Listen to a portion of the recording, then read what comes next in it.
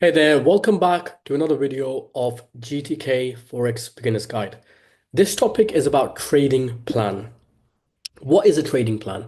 A trading plan is a structured framework that outlines how a trader will approach the market, and it consists of goals, defining what you aim to achieve through trading, strategies, the methods you use to identify trading opportunities, risk management, how you'll protect your capital, rules, specific criteria for entering and exiting the trade. Think of it as your personal roadmap in trading world, guiding your decision and helping maintain discipline. Key components of trading plan, trading goals. Set clear, measurable, and achievable objectives. Example, achieving 10% return on capital over the next 6 months. Number two, market and instruments. Decide which market you'll trade in. It can be gold, it can be S&P 500, it can be Euro USD, USD JPY, anything. Either it's Forex, stocks, commodities, you have to decide that. Focusing on specific markets helps you gaining expertise. Number three, trading strategy. Define your approach, whether it's trend following, breakout trading, scalping, etc. Specific entry and exit criteria, time frames, and indicators used.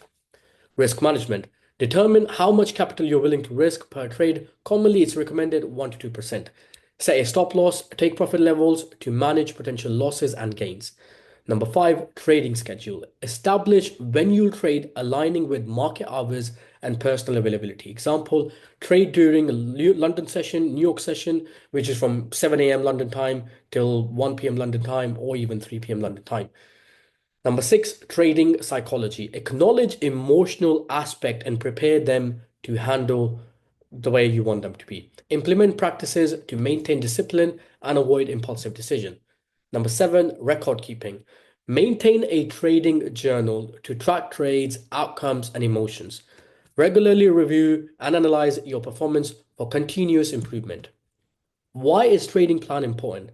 Emotional control helps you managing emotions like fear and greed, leading to more rational decisions.